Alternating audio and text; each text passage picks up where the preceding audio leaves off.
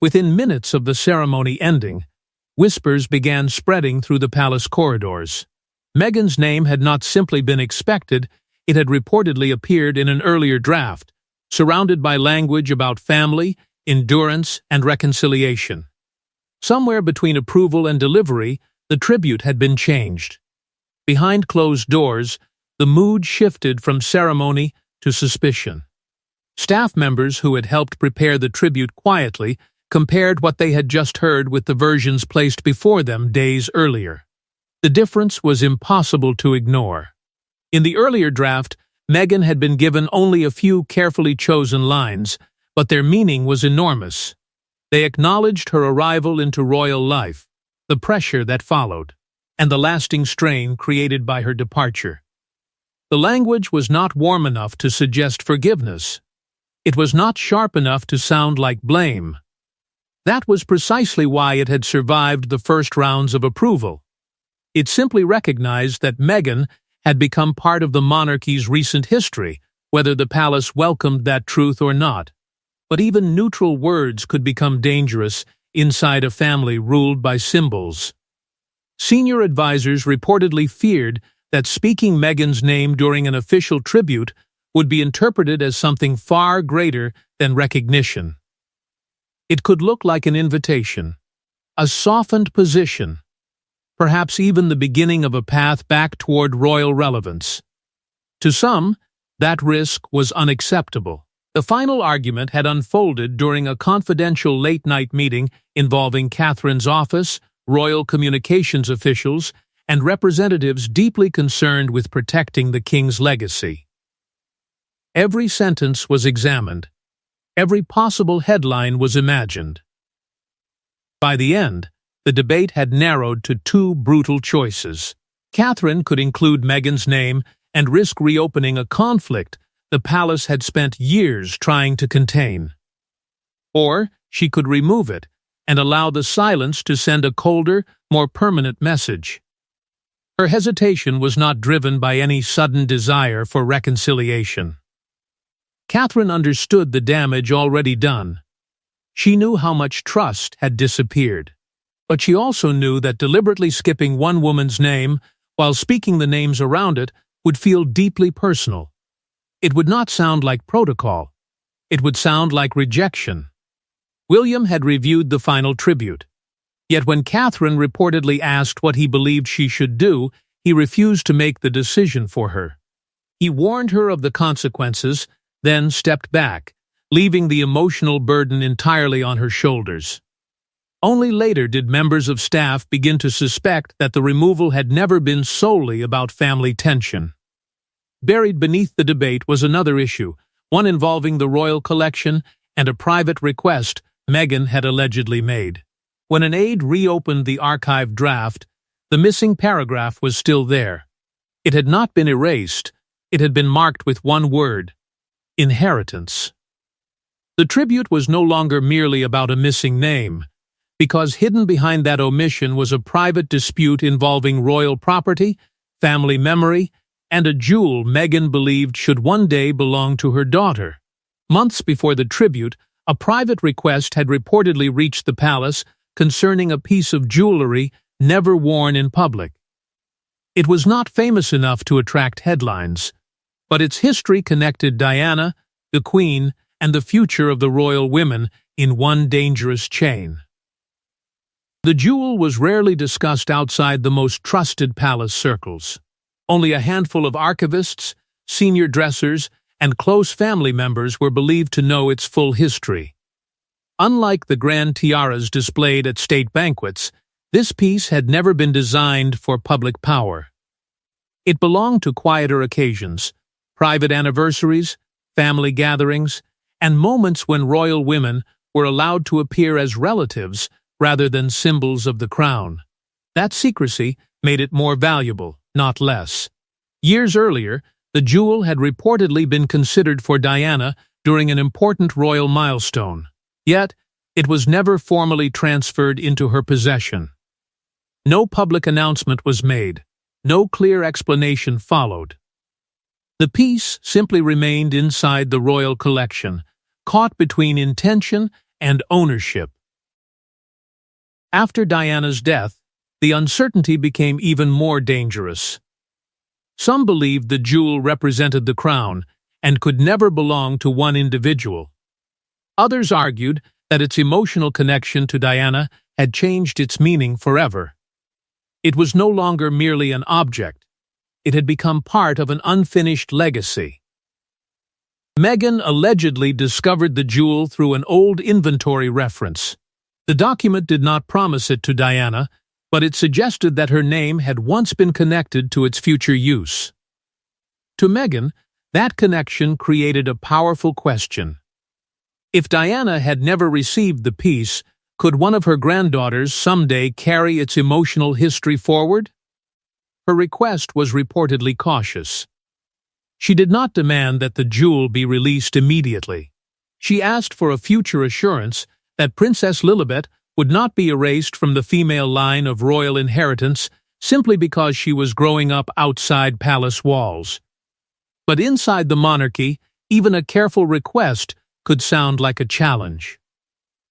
Catherine feared that granting such an assurance would create a dangerous precedent. Private royal objects could become bargaining tools, pulled into family disputes whenever recognition or reconciliation was being negotiated.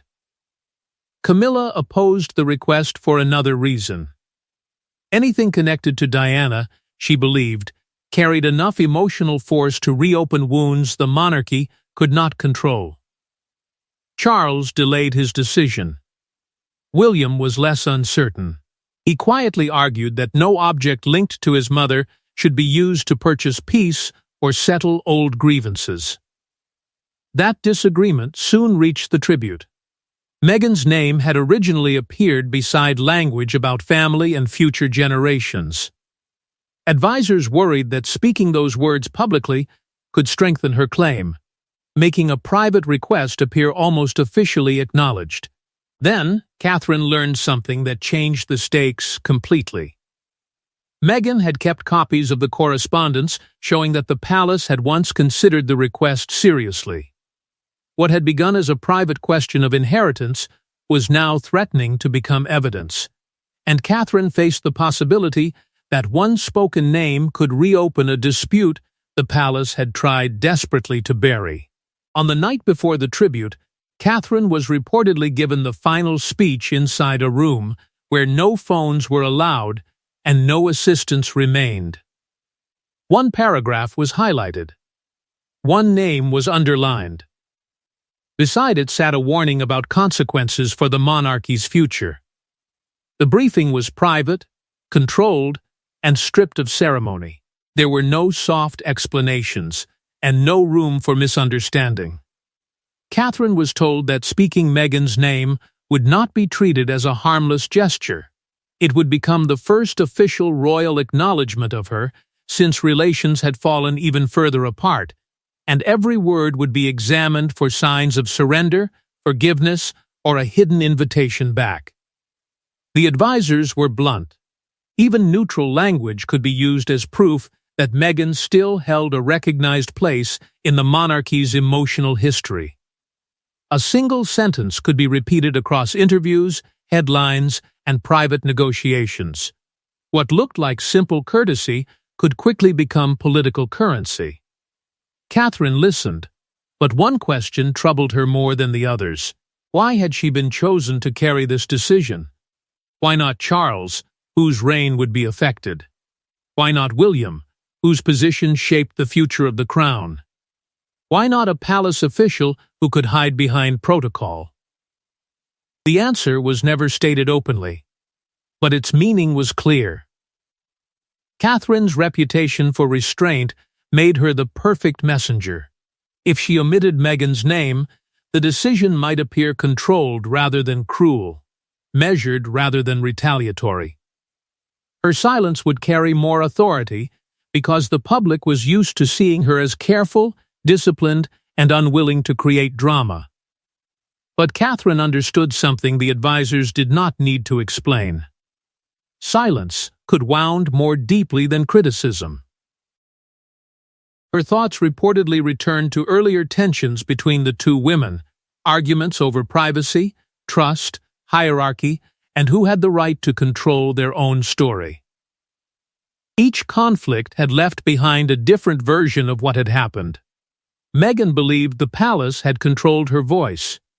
Catherine believed private moments had been turned into public pressure. Neither woman trusted the other's intentions anymore. Catherine had not personally removed Meghan's name from the speech. That decision had already been made before the final briefing. But she was offered one last chance to restore it, and she refused. William warned her that once the omission happened in public, it could never be dismissed as a drafting error. It would look deliberate. Because it was deliberate. Catherine reportedly answered that mentioning Meghan while the inheritance dispute remained unresolved would create a false image of peace, and false peace could be more dangerous than open distance. Then came the final twist. Catherine asked that Harry's name remain. That choice changed everything. It meant the tribute would not simply exclude a couple. It would separate a husband from his wife, a prince from the family he had built, and royal blood from royal belonging. The speech was no longer just a tribute. It had become a map of who still existed inside the monarchy's story, and who had been pushed beyond its edge. By keeping Harry inside the tribute while leaving Meghan outside it, Catherine had done more than make a personal choice. She had drawn a new royal boundary in front of witnesses who immediately understood its meaning. Harry was not in the room, but the news reached him before the ceremony had fully ended. The message was brief. His name had been spoken. Meghan's had not. What appeared to be an honor quickly began to feel like the most calculated insult yet. The account came from someone who had witnessed the tribute firsthand, someone close enough to understand that the omission had not passed unnoticed. At first, Harry struggled to make sense of it. He had expected the palace to mention both of them. Or neither of them. That would have been painful, but at least it would have followed a clear logic. Instead, his name had been preserved while Meghan's had been removed. The distinction placed him in an impossible position. He had been recognized as a son of the monarchy, a prince shaped by duty and service, while the woman beside him had been silently pushed outside the royal story. The honor did not feel like kindness. It felt like a wedge. Harry immediately suspected that this was the real purpose. By speaking his name alone, the palace could remind the public that he belonged to the crown before he belonged to the life he had built with Meghan. It could preserve the image of the prince while weakening the image of the husband. To him, the message was unmistakable. The family might still leave a door open for Harry, but not for Meghan. She learned what had happened from him, not from any official communication. That detail deepened the humiliation. No warning had arrived. No private explanation had been offered. She had been expected to discover her exclusion through whispers, headlines, or the strained voice of her husband. Meghan asked only one question at first. Had Catherine paused before skipping her name, or had she continued as though nothing were missing? The answer struck harder than the omission itself. The pause had been noticeable. Several people had looked up. That meant the silence had not been invisible. It had carried weight. It had become part of the tribute. To Meghan, the timing confirmed her worst suspicion. She believed the decision was retaliation for the unresolved dual correspondence and her refusal to withdraw Lilibet's future claim. The palace had not answered her request directly, so it had answered symbolically instead. Harry wanted to respond immediately. He wanted the public to know that the omission had been deliberate. Meghan urged restraint. Anger, she warned, would allow the palace to portray them as disruptive once again. Silence could be turned against them, but outrage could be used even more easily. Instead, she considered releasing one carefully chosen letter showing that the palace had once acknowledged Lilibet's connection to the heirloom. Not the entire correspondence, just enough to prove that the request had been taken seriously. For Harry, however, the wound went deeper than the jewel. His family had publicly honored his service while quietly rejecting the family he had created. That contradiction was impossible to ignore. He opened a private message to William and wrote only 4 words. "Was that your decision?"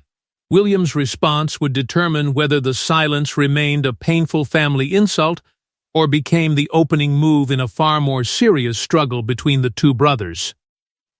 William did not answer immediately. Hours passed, palace aides became nervous, and Harry's message remained unanswered.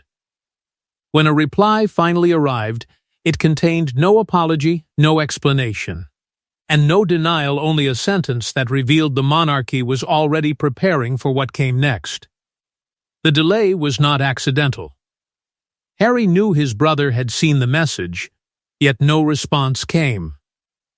Inside the palace, advisors began to sense that the silence between the brothers was becoming as dangerous as the silence inside the tribute. But William did not consult Catherine. He did not seek guidance from Charles. He chose his words alone, knowing that whatever he sent could shape the conflict far beyond one private exchange. When the answer finally appeared, it was cold and precise. The tribute, William wrote, reflected the family as it presently serves the crown. To Harry, the meaning was immediate. Meghan's exclusion was no longer being explained as a personal disagreement or a painful family decision. William had turned it into policy. He was suggesting that royal recognition must be earned through present service, not secured through marriage, memory, blood, or emotional connection. But the explanation carried a contradiction William could not easily hide. Harry had also stepped away from royal duty, yet his name had remained. If service alone decided who belonged, then Harry should have disappeared from the tribute beside Meghan. The fact that he had not revealed the deeper strategy. The palace was leaving a narrow path open for the prince while making his wife's return seem impossible. Harry understood the pressure behind it. His family was not simply excluding Meghan. They were reminding him that his royal identity could still be separated from the life he had chosen. Charles had not approved this sharper interpretation. He had expected the tribute to remain restrained, even emotionally neutral. He wanted distance without final rejection. William wanted something firmer. As heir, he believed unresolved disputes, private correspondence, and public challenges could threaten the monarchy he would one day inherit. That difference was becoming a battle over the crown's future. Charles feared a permanent family fracture. William feared that hesitation would invite further demands. Catherine was stunned when she learned what William had written. Her omission had been difficult enough, but his reply transformed it into a declaration she had never intended to make publicly. Her silence was now being used as evidence of a wider royal policy. Camilla saw another danger. The harder the palace pushed Meghan away, the more likely the hidden jewel and its connection to Diana would enter the public conversation. Once Diana's name became attached to the dispute, emotion could overpower every official explanation. Palace lawyers began reviewing Meghan's saved correspondence. It might offer no legal right to the heirloom, but it could still cause enormous reputational damage by proving the request had once been seriously considered. Then, the crisis deepened. Someone inside the palace had reportedly shared part of the original tribute draft with a journalist. A communications aide saw the proposed headline before publication and understood at once how damaging it would be. Kate removed Meghan from royal history. The palace had only hours to contain the story, but any attempt to deny the omission would be destroyed by the original draft, and someone close to the family appeared determined to make sure it surfaced. The leaked draft appeared the following morning, revealing the exact sentence Catherine had not spoken. Meghan's name was there in black and white, beside a reference to sacrifice, family, and future generations. Suddenly, the palace could no longer pretend the silence had been accidental. The paragraph itself was restrained. It did not offer an apology, restore a royal role, or promise reconciliation. It simply acknowledged that Meghan had entered the monarchy during a period of enormous pressure, and that her experience had become part of the family's recent history. Yet those careful words carried explosive weight, because they proved her exclusion had been a choice. The public argument changed at once. The question was no longer whether Meghan deserved to be named. It was why Catherine had withheld language that had already survived earlier approval. What had happened between the first draft and the final speech? Who had decided that silence would be safer than recognition? Inside the palace, competing factions rushed to control the damage. One explanation blamed limited timing. Another pointed to protocol. A third claimed Meghan was no longer relevant to the purpose of the tribute. Then came the suggestion of a routine last-minute edit. Each answer created a new problem. Witnesses remembered Catherine's pause. They remembered the slight break in the rhythm and the uneasy reaction that followed. If the paragraph had been removed for ordinary reasons, why had its absence seemed to weigh so heavily in the room? Suspicion quickly turned toward Harry and Meghan. Commentators suggested they had leaked the original draft to embarrass Catherine and force the inheritance issue into public view. But privately, both denied seeing the document before it appeared. Meghan had possessed correspondence about the jewel, not the full tribute. That left a more disturbing possibility. Someone inside the palace had released it. The suspected motive was not loyalty to Meghan. It was fear of William's growing willingness to use ceremonial language as a weapon. To this person, the tribute had crossed a dangerous line. Royal speeches had always protected hierarchy, but now they were being used to decide who remained inside the family's emotional history. Charles was furious. His anger was not focused only on Meghan's omission. The tribute had been intended to honor service and endurance, yet a private royal dispute had swallowed its original purpose. His reign was now being pulled into another conflict shaped by leaks, hidden decisions, and competing loyalties. Advisors urged Catherine to blame the revision process or distance herself from the staff involved. She refused. Publicly sacrificing an aide might protect her for a day, but it would confirm that the omission had been calculated. Still, the damage was personal. Catherine feared that one silent moment was defining her as cold, strategic, and openly hostile toward Meghan. Meanwhile, Meghan decided not to release the inheritance letters. The leaked draft had made her point more powerfully than any statement could. Harry saw something else: resistance inside the palace to William's harder approach. Then, a closer examination of the draft revealed handwritten initials beside Meghan's deleted paragraph. They were not Catherine's. They belonged to a senior figure from the king's private office. The discovery shifted suspicion away from Catherine and toward the throne itself, forcing Charles to confront a decision made in his name and a hidden promise involving Diana's jewel that had never truly disappeared. Behind the deleted name, the leaked draft, and the inheritance dispute stood a promise Charles had reportedly made years earlier that no grandchild connected to Diana would be completely excluded from her emotional legacy.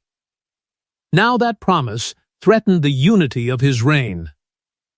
The promise had never been written as a legal instruction. It carried no official seal and offered no guaranteed transfer of property. It was something more fragile, an emotional assurance made in the shadow of old grief. Charles had privately supported the idea that Diana's belongings, memories, and personal history should preserve a symbolic connection to all her grandchildren, even those raised far from palace life. He did not want the wounds of one generation to become the inheritance of the next. But inside the monarchy, emotional promises could be more dangerous than formal agreements. Officials from the king's private office feared that mentioning Meghan beside language about family and future generations would be treated as confirmation of that assurance. Her name could connect the tribute directly to Lilibet, Diana, and the hidden jewel.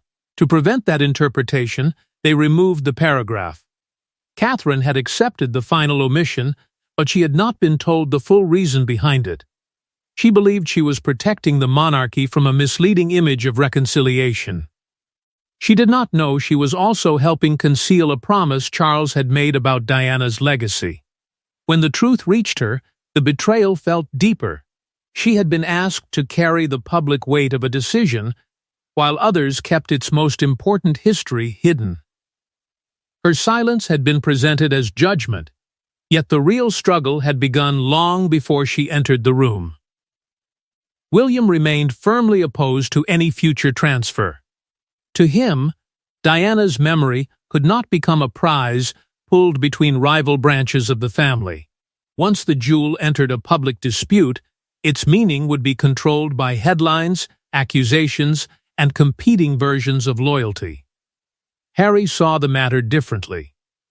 Denying Lilibet even a symbolic connection, he believed, would repeat the same emotional exclusions that had shaped his own childhood. It would tell his daughter that distance from the palace had erased her connection to the grandmother she would never meet. Meghan chose not to answer publicly. She understood that the palace's own contradictions were now exposing more than any statement could.